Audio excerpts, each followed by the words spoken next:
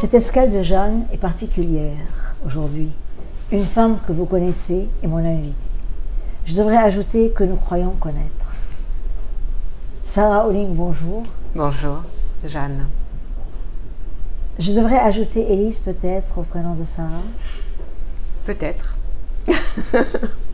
On commence par un peu de mystère, c'est très bien. On dira qui est Élise tout à l'heure. On dira. Voilà. Vous écrivez « L'absence est le premier mot que j'ai su écrire, en en maîtrisant pleinement le sens ». Pourquoi? Parce qu'il fallut compter les absents, premièrement.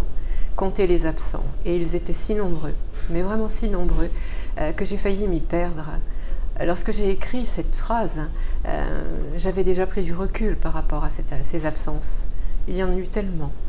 Tous ceux de ma famille que je n'ai jamais connus, d'ailleurs, déjà.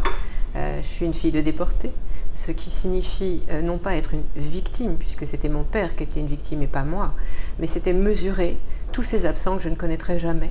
Je ne sais pas pourquoi je suis artiste, je ne sais pas pourquoi j'écris, je ne sais pas pourquoi je suis gauchère. Ça paraît étrange de dire ça comme ça, mais je n'ai pas le référent d'une histoire familiale, ni un lieu où poser une mémoire d'enfance. Il y a eu un trou, et vous avez continué avec des choses qui sont en vous, en quelque sorte. C'est tout à fait ça. Il a fallu trouver des forces ailleurs que dans la réassurance que l'on peut avoir lorsque l'on a une famille structurée.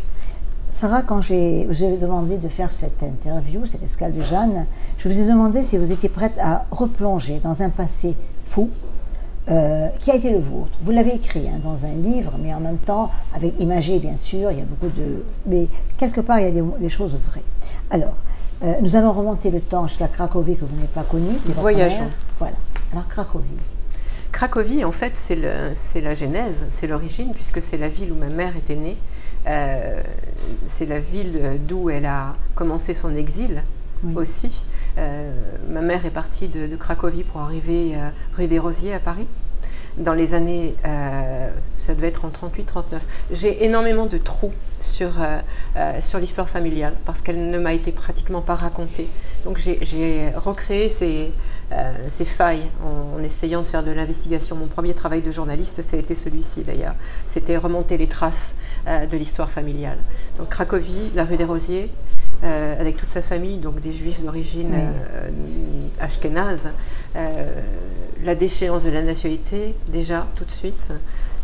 Ensuite, 1942, le Veldiv pour ma mère, la rencontre avec mon père fugace, peu de temps avant. Et puis ensuite, tout ce qui s'écroule, véritablement. Mon père qui est déporté à Auschwitz, ils ne se sont plus revus avant tellement longtemps.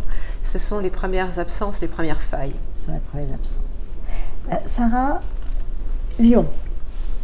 Comment on est arrivé à Lyon et comment une jeune fille qui s'appelle Élise s'est retrouvée à Lyon? Je vivais seule avec ma mère à Nice. J'ai l'impression de faire une phrase d'Aznavour. Je vivais seule dans un très vieil appartement. Je vivais seule avec ma mère à Nice. Mes parents se sont séparés très vite. En fait, il y a eu cette faille de la déportation qui a créé des béances dans l'histoire familiale. Ma mère avait, et je m'en excuse à l'avance puisque mes parents pour moi sont sanctifiés, mais ma mère avait perdu une partie de la raison. Lorsque j'étais enfant, j'étais la mère de ma mère d'une certaine façon. Et nous vivions dans ce petit appartement de la rue des Vosges. Place des Vosges, c'est pareil. Oui. De la rue des Vosges à Nice. Et j'essayais de veiller sur ma mère qui... Ma mère parlait à une chaîne au mur qui était censée représenter la famille de mon père qui était morte à Auschwitz. C'est complètement fou comme histoire. Donc je me suis construite déjà enfant sur cette responsabilité d'adulte. Je devais réparer les autres déjà. Et c'est pour ça que vous êtes partie?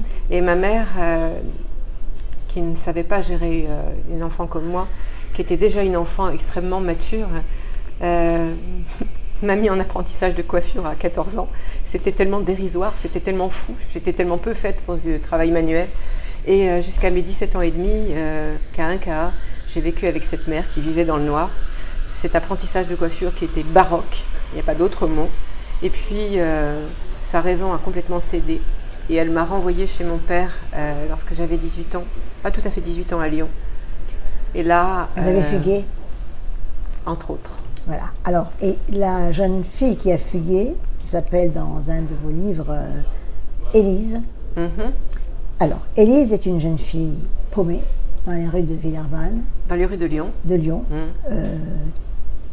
La rue, des rencontres, à la fois qui font bande de sauvegarde, mais qui entraînent dans des excès. Racontez-nous les années de Élise, à votre façon. Moi, je les ai lues dans le livre, mais je voudrais que vous racontiez. Alors, je dis toujours, pardonnez-moi Jeanne, je vais essayer d'être... je ne vais pas aller dans les détails. Oui, bien sûr. Parce qu'une partie de ma mémoire a explosé, littéralement. C'est-à-dire Et on comprend pourquoi. Il y a eu une protection qui s'est faite, parce qu'il y a un moment où trop de violence, comme une espèce de survie, fait qu'on construit des strates de mémoire sur cette mémoire antérieure.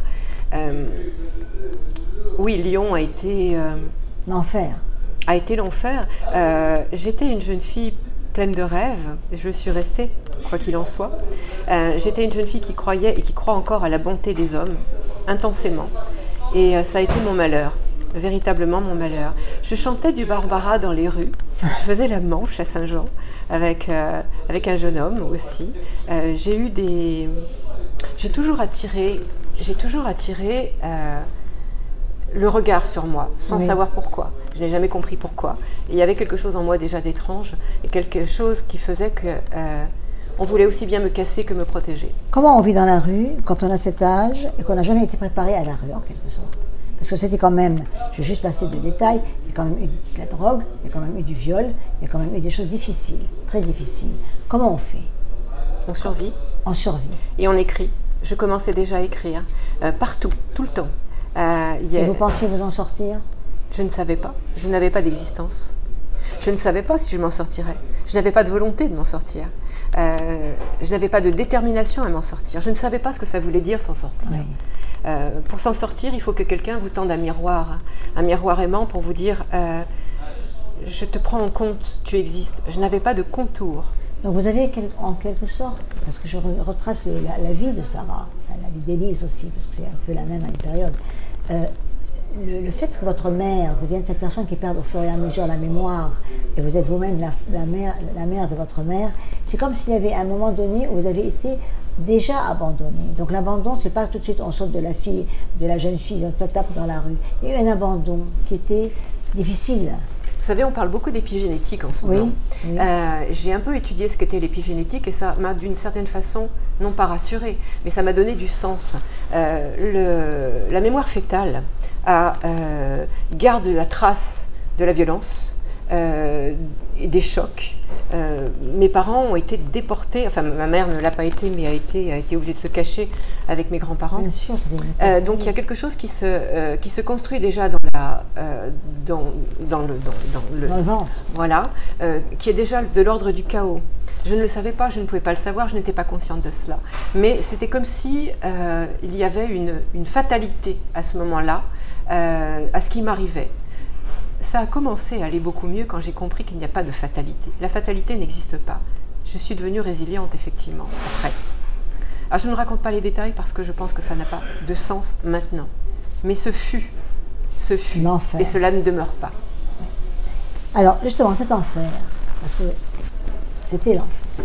Ça l'était, effectivement. Ça l'était, vraiment l'enfer. En même temps... vous vous rendez compte de la force qu'il faut quand même. La force, justement. Et puis en même temps, il y a des choses qui sont à la fois jolies et dramatiques. Rencontres. Par exemple, je donne un prénom, Luc. Luc a été quand même, quelque part, un compagnon de fortune. Ça a été un compagnon de route extraordinaire. Oui. Comment une jeune fille comme moi, à l'époque, qui n'avait pas eu de structure... de structure didactique. Oui. J'avais arrêté l'école à 14 ans. J'avais intellectuellement quelque chose en moi qui était de l'ordre du mystère là aussi. J'avais soif de culture et j'ai toujours aussi cette soif inextinguible de me cultiver.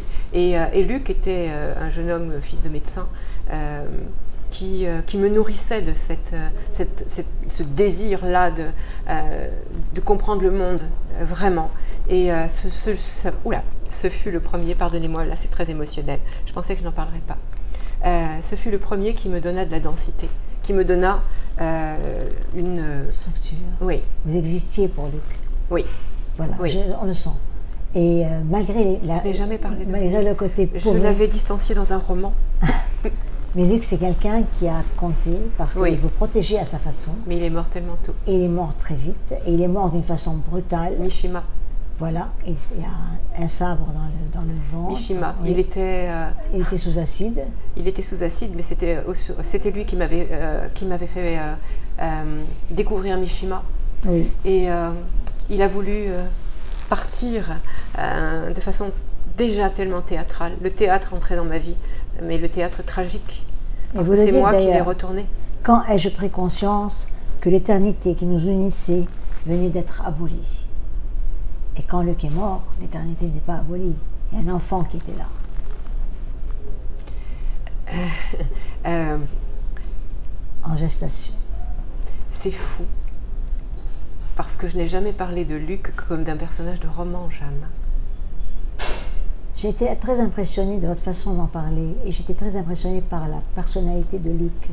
Parce que dans son enfer personnel, vous étiez quand même celle qu'il fallait protéger et qu'il fallait en quelque sorte... Déjà, j'étais une lumière pour lui. Oui.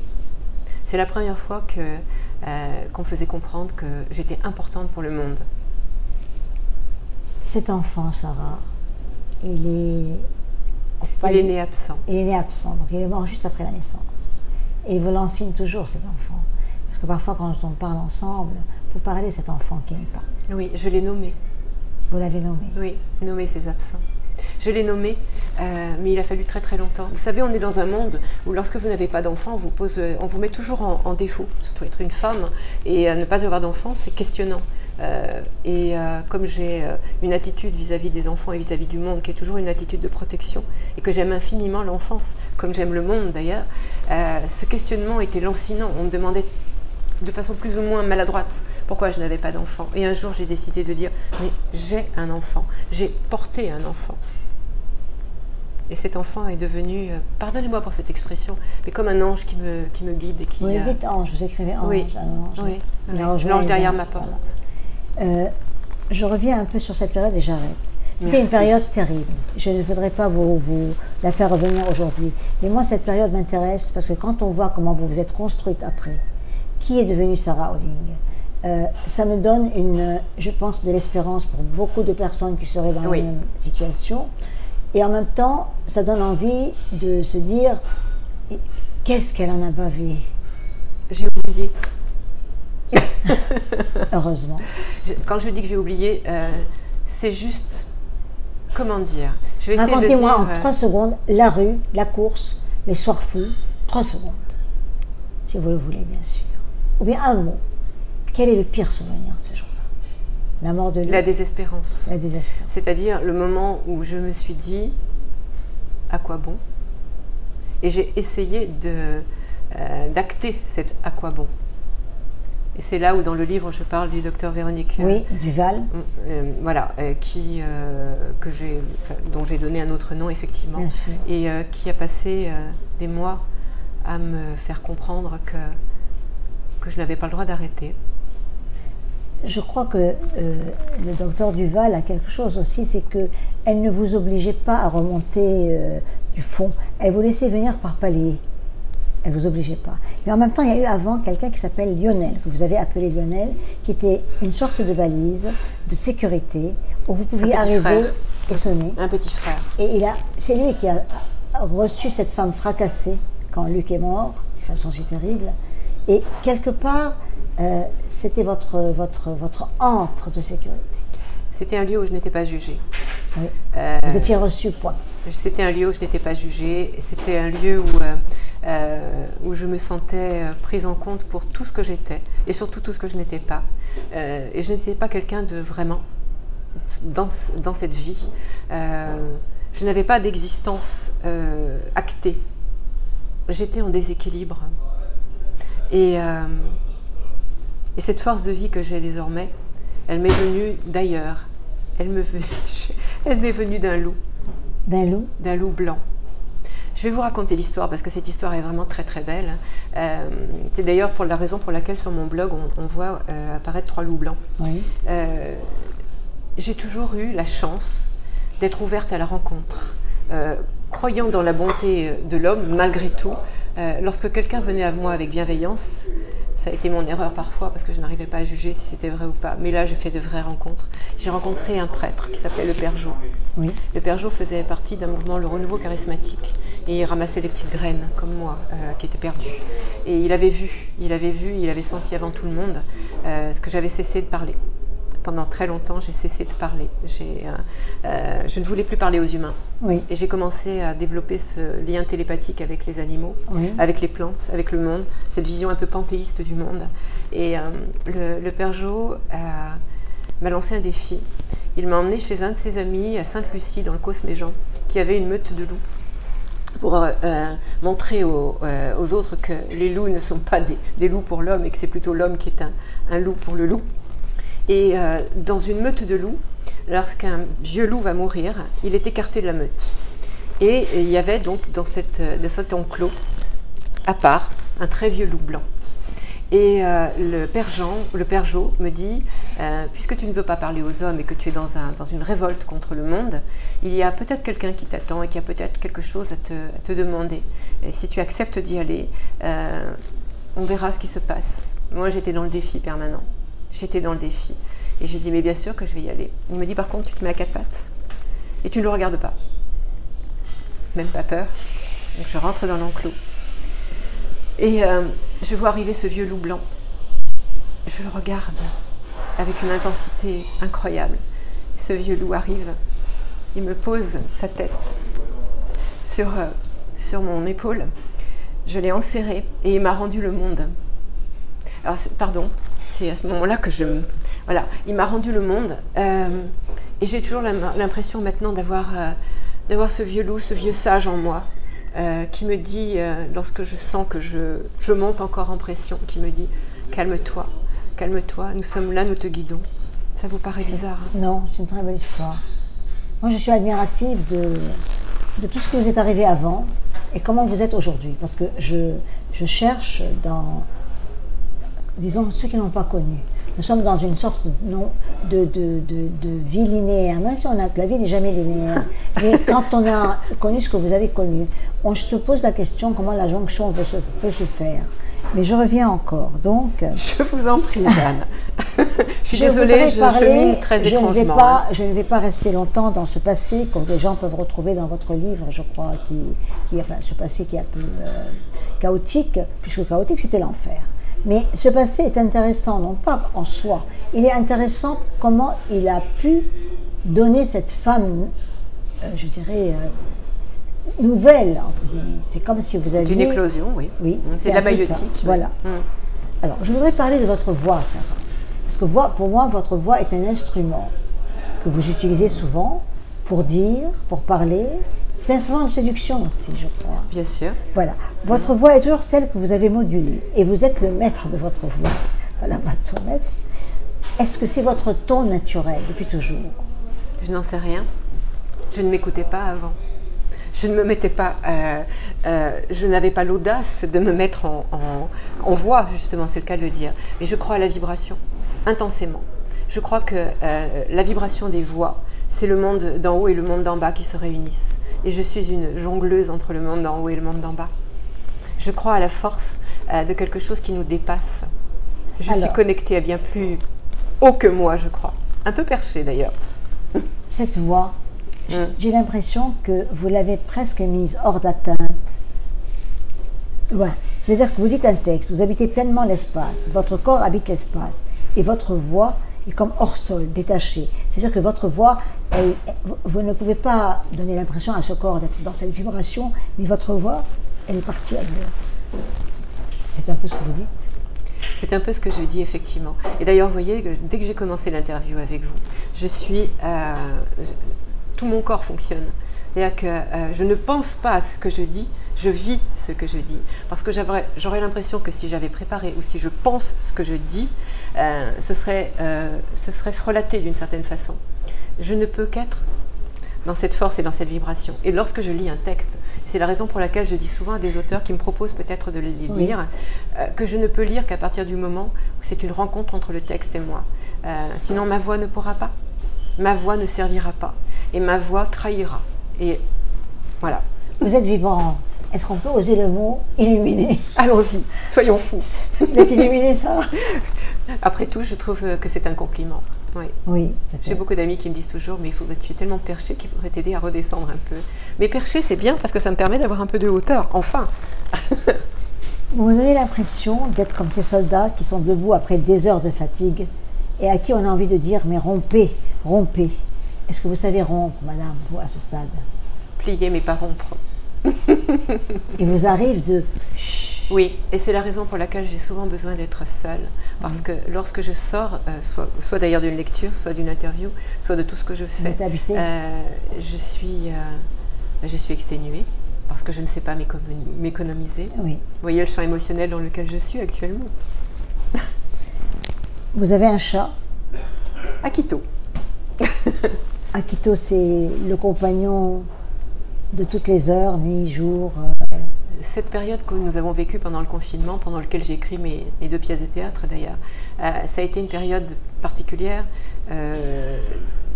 D'un coup, tout s'arrêtait. C'est-à-dire que j'étais dans des projets qui étaient très concrets. Oui. Je devais donner un spectacle, enfin comme beaucoup de gens. Bien et sûr. d'un coup, je me retrouvais... Avec la pandémie, voilà, tout arrêté. cette maison qui vivait beaucoup avant, on était en répétition avec Emmanuel Amado, le comédien. On allait faire un spectacle 15 jours plus tard. J'avais des amis qui venaient, j'avais le metteur en scène qui préparait ma pièce de théâtre. Tout s'est arrêté. Et il est resté qui? Mon petit félin, Akito, qui est le témoin des lectures, qui est le témoin de l'agitation, qui est le témoin des moments que je ne donne pas à voir.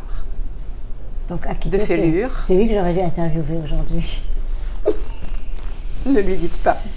Il serait capable encore de prendre la grosse tête. Sarah, vous êtes une femme belle, sensuelle. Quand je dis sensuelle, c'est pas au point de vue seulement sexy. Sensuelle, c'est gourmande de tout. Vous écoutez d'ailleurs les mots avec gourmandise, mais votre peur, elle est où? Parce qu'on a peur toujours, il y a une petite peur. Vous avez traversé beaucoup, donc le mot peur pour vous a pris des mouvances. J'ai été journaliste de guerre. Oui. La peur, cette peur-là, je ne la connais pas. Je me donne des défis, je fonctionne à l'adrénaline. Ce dont j'aurais peur, c'est de devenir, de redescendre, de ne plus être incandescente. J'aurais peur de faire du mal, j'aurais peur de ne pas servir. J'estime que je suis au service. Vous savez, être une fille de victime, et je vous ai dit tout à l'heure, je n'étais pas une victime moi-même, ça me donne une responsabilité vis-à-vis du vivant et vis-à-vis du monde. Lorsque je rencontre des élèves, je dis toujours qu'on doit remplacer Eros. Thanatos ne doit pas exister. Et c'est véritablement ça. Cette peur, elle vient de là. Juste là. Quand les choses ne vont pas, vous m'avez dit que vous pouvez pleurer. Personne jamais ne s'endurcit au point de ne plus pouvoir pleurer. Je ne suis pas endurcie. Je ne suis pas endurcie. Je suis en mouvement. Oui. Ce qui me fait souffrir intensément, c'est ce qui se passe dans ce monde en ce moment. Véritablement, je suis une éponge émotionnelle. On dit maintenant que nous sommes des hyper émotifs, peu importe la définition qu'on en fait. Le monde met vibration, le monde met souvent violence.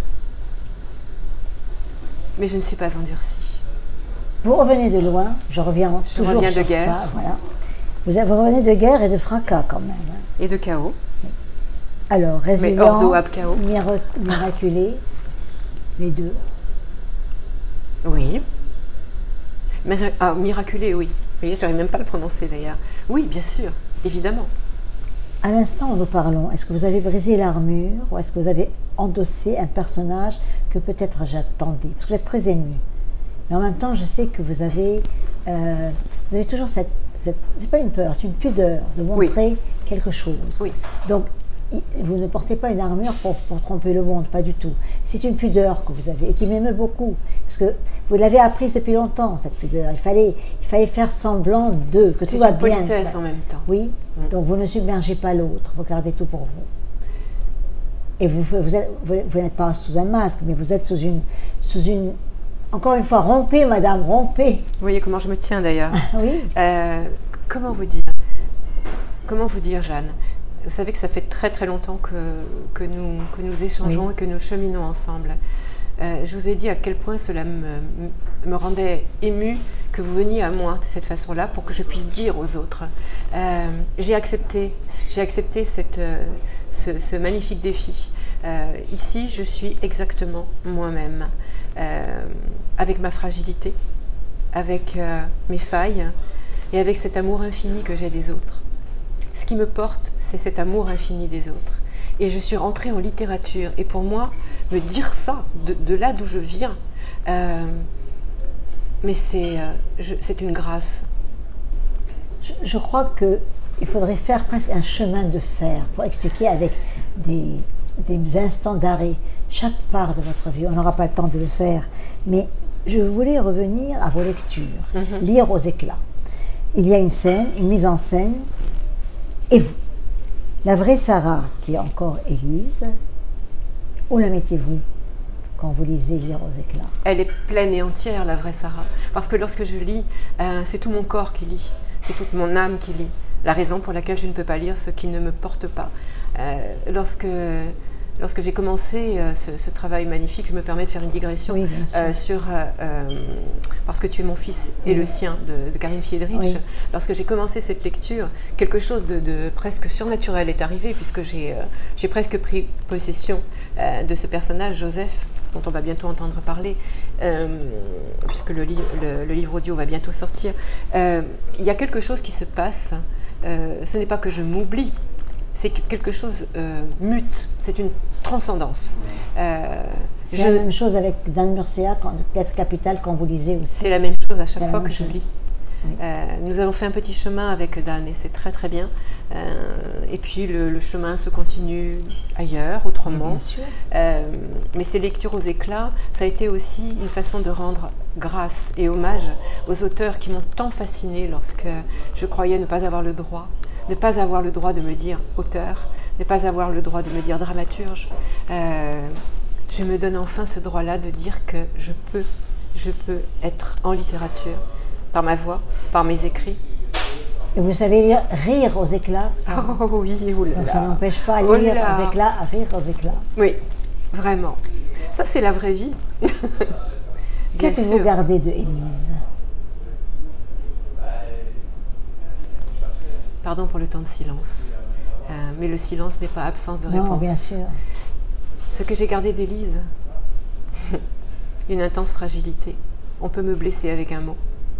On peut me donner l'impression que je retourne. Vous n'existez pas.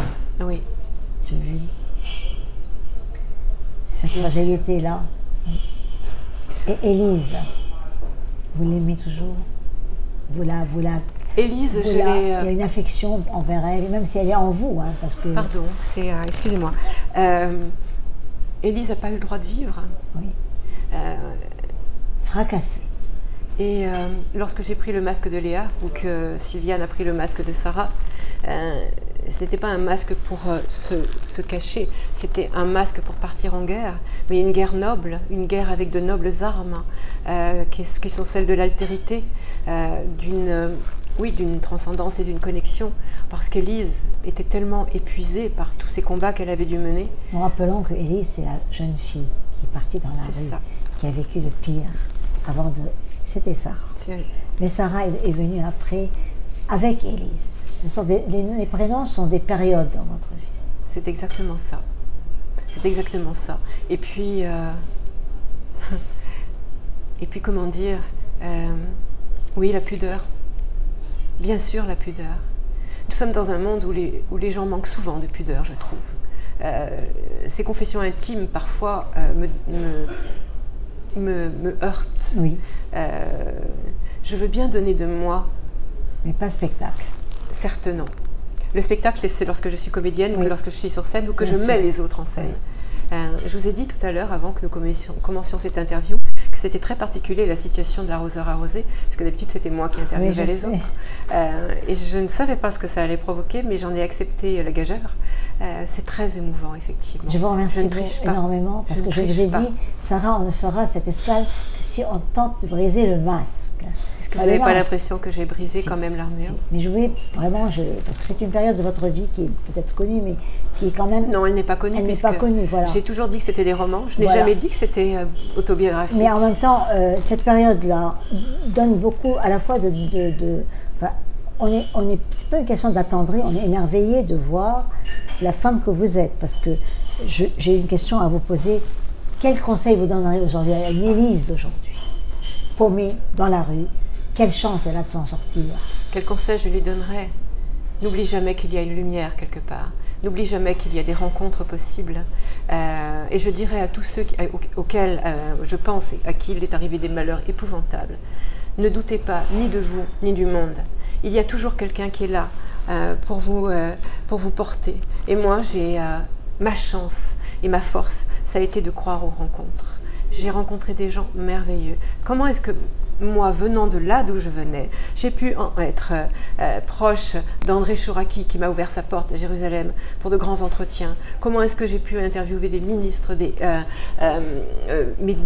tant de gens, et tout en doutant de moi et de qui j'étais à ce moment-là, et que ces personnes-là m'ont fait confiance parce que je ne triche pas là non plus. Je n'ai jamais triché. Tricher pour moi, ce serait me trahir, et trahir le chemin que j'ai mené. Sarah, quelle chanson vous fait toujours pleurer? Vous avez toujours une chanson ou bien une comptine? Oui, c'est la chanson de Barbara, Pierre. Vous pouvez fredonner un peu? Ah non, je ne peux pas. Ça va vous faire pleurer? Non, pas la peine. Je ne peux pas là. Non. Vous êtes à l'attente de Pierre? Oui. Et surtout pas d'une pierre. Sarah, vous avez de la famille, un frère, je crois. Quel est votre point de rencontre avec vous? Est-ce qu'il y en a dans une fratrie quand quelqu'un a connu le pire? C'est compliqué, on ne va pas peut-être rentrer dans cette question familiale. J'aime infiniment mon frère, c'est tout ce que je pourrais vous dire. C'est formidable, c'est déjà beaucoup. Tes absents, tu nommeras. Est-ce que vous pouvez nommer un à un vos absents personnels? Vous savez, il y a, depuis quelques années, ça fait un certain temps, il y a un jour en France que l'on appelle le jour de la Shoah, oui. Yom HaShoah. Oui. En d'autres temps, c'était mon père, Max Holling, qui lisait les noms. Puisqu'on lit la lente litanie des noms des 76 convois de déportés. C'est très émouvant d'ailleurs. Et à un moment, c'est moi qui ai pris le relais et qui ai commencé pour le jour de la Shoah, Yom HaShoah, à lire les noms. Et je vais vous dire d'abord le nom de mon père, Max Mordechai Holling. Ma mère n'a pas été déportée, mais je peux dire son nom, c'était Mala Esther Schottland Holling. David, mon fils né absent. Je crois qu'on va... Vous vouliez fendre l'armure, bravo. Bravo. Je voulais vous entendre dire les noms de vos absents.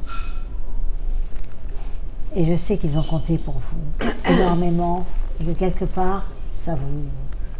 Est-ce que c'était utile d'être aussi ému?